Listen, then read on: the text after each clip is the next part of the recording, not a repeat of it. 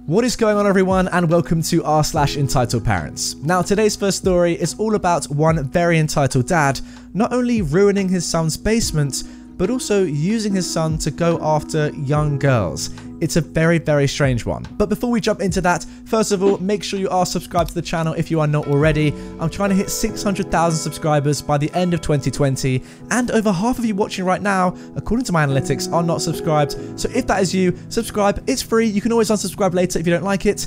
And yeah, let's get straight into the first story. Entitled Dad trashes my basement, and it is my fault. For some backstory, my parents got a divorce when I was 3. Since then, my father, who we will call Entitled Dad from now, has not really been in the picture. Imagine any stereotypical movie of a kid sitting on the front steps, bags packed and ready to go, just to find out that something came up and the weekend trip has been cancelled. The rare times that my entitled dad did pick me up, I was dumped off with my grandparents and he would suddenly become sick. This continued until I was 19 and moved out of my mum's house.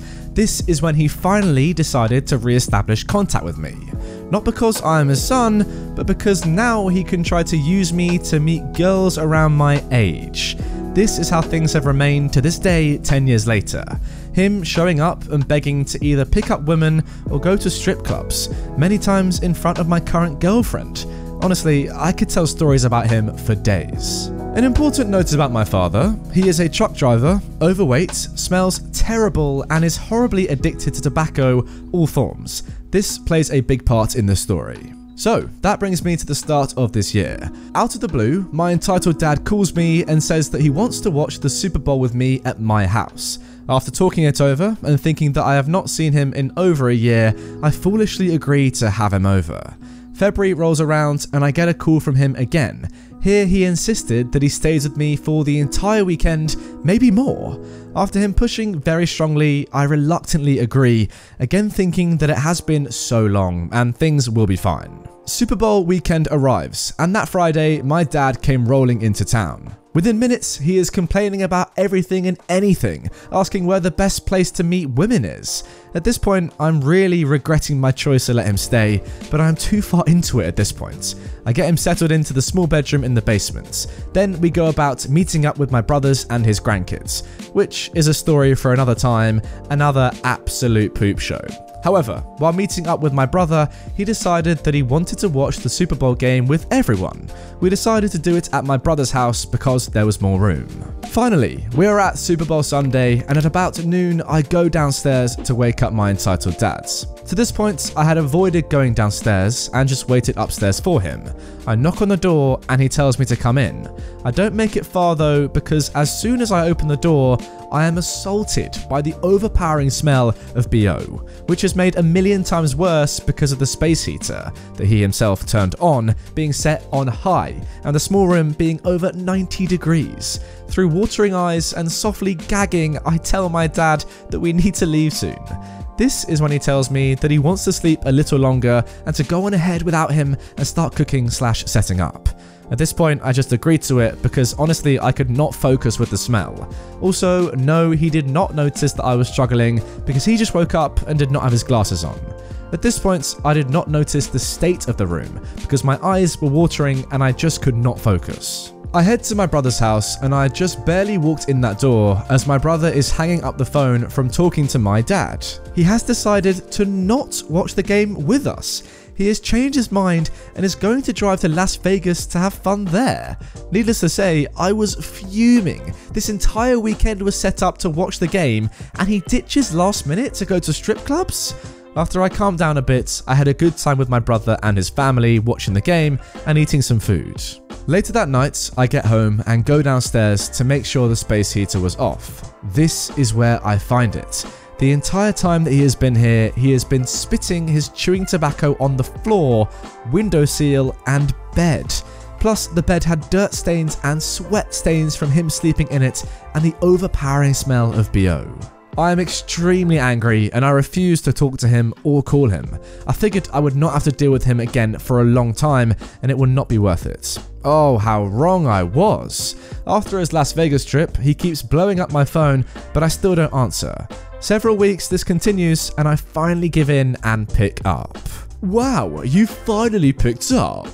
Yeah, sorry about that. I was starting to think that you were not going to talk to me because I trashed your basement. Well, Dad, you're right. I didn't like that, and I did not appreciate you treating my house and property like that. Well, that is not my fault. You did not accommodate me. The space heater was too hot. I'm sorry the space heater got too hot, but that does not... He cuts me off. Hey, I gotta go, and he hangs up on me. Later on, I found out that he called 2 of my brothers. I have 3 older brothers. He told them I was horrible to him, that I was screaming and yelling.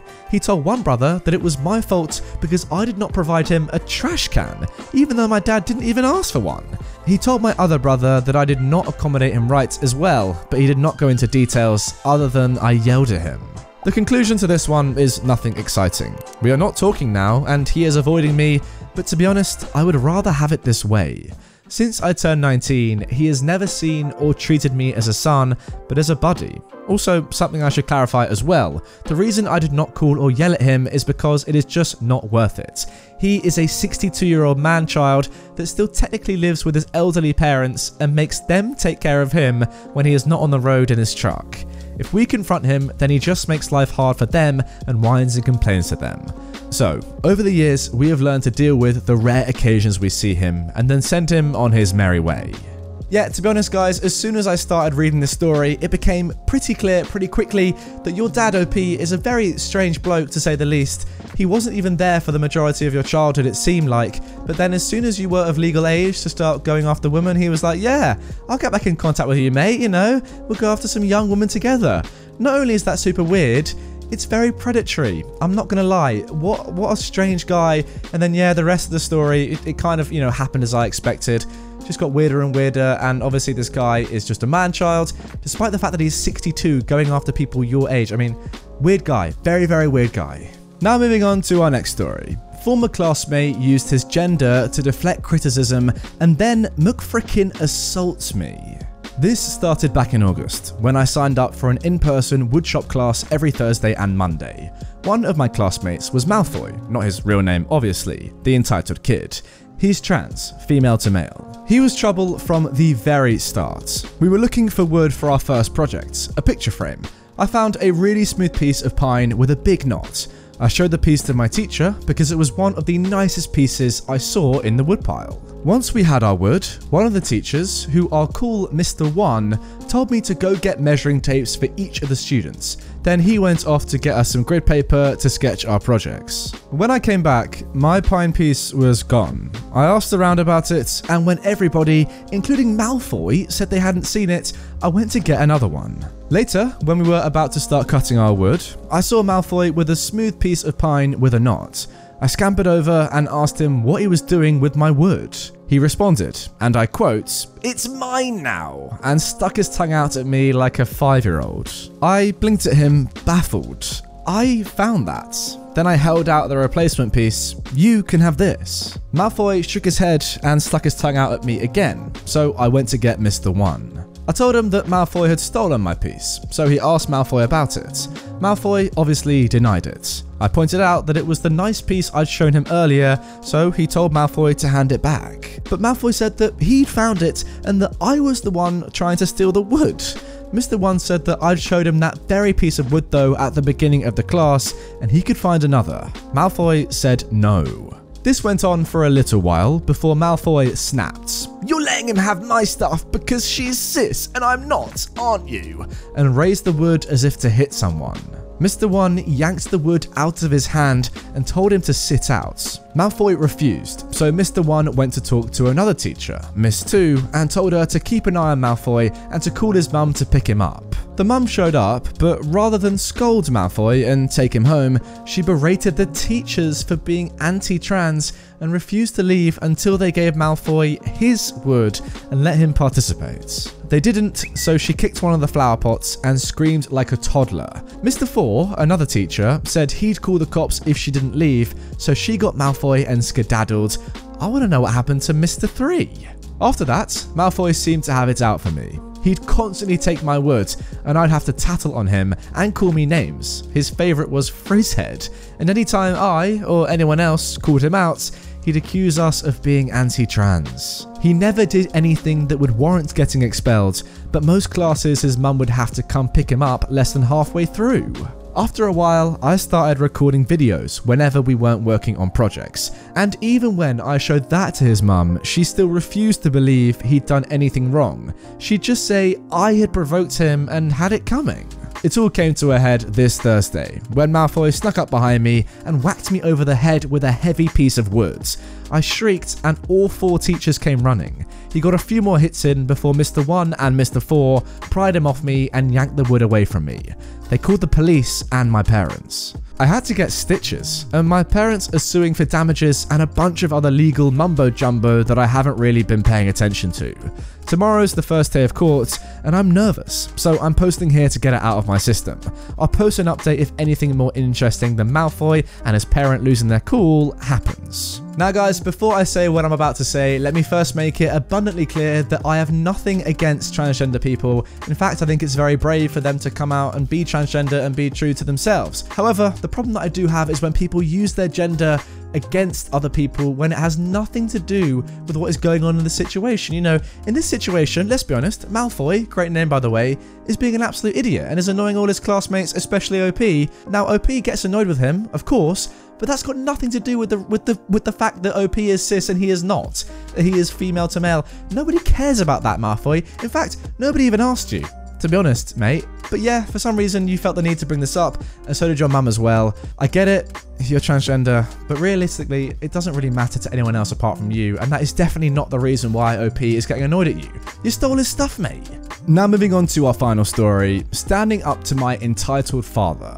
I've stated before, I am a Vietnamese Canadian immigrant. I have been in Canada since I was 13, but this happened around the age of 21. I won't hide the fact that I come from a very privileged background. I have a wealthy family, and to be honest, my father married my mother because she was very beautiful. There was no love, but my mother also married him because of money, so you know, tit for tat. My mother was a poor Vietnamese farm girl, but her parents never let her work on the farm. Instead, she studied and studied to go to school in Ho Chi Minh City, where she met my father and married him. I've actually been there, pretty cool. But that's not my story to tell, so leave it at that. When I was 21, I was finishing up my university. I went to the University of Toronto. Now at the time, my father was working on a business deal in Vietnam, and to make a long story short, I was offered up as a wife to the much older son of the owner of the company. The son was in his late 30s though. You will have to understand, light skin is a status symbol in Vietnam, and I am very fair-skinned, so basically, he used me as a bargaining chip. This is something I did not once. I have never been on a single date in my life, and if I was to marry, I wanted it to be for love. My father came to me and told me at the end of the month I would be sent back to Vietnam, and I would be marrying this man I had never even met.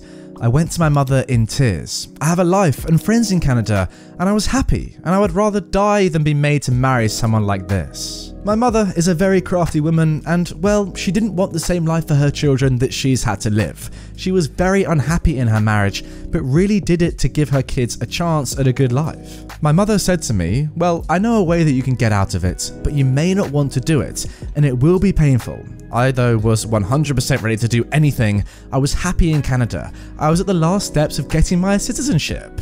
My mother came to me about a week later and took me for a drive. And well, her plan was to basically make me dirt on my father and his family. She drove us to a mall. She didn't explain what was going on yet, but when we got there, she gave me a business card and said she had booked me an appointment at a shop. It was a tattoo shop. She said it was the only way she could think of me to make me unacceptable as a bride.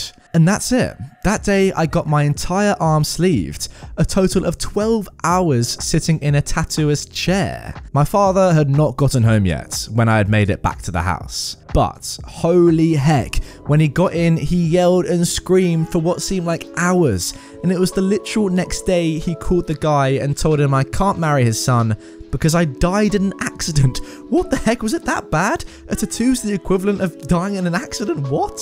From then on, my father really thought of me as dirt, but I was free to make my own life choices. It was not much longer after that, I met the man I would fall deeply in love with and marry. Also, I actually discovered a love of tattoos and I am now covered in them. my back, legs and shoulders, one arm is sleeved, and I will get the other one done in a few months. Yo, this story is actually class. I actually love this one. I think that's pretty amazing how the thing that you were kind of forced to do, the only option that you and your mum had to stop you from being in an arranged marriage, is actually something that you've now fallen in love with. Pretty crazy that you're now covered in tattoos because you love them. That is awesome. But what is most awesome is that you weren't forced to go down the arranged marriage route because of the thinking of your mum.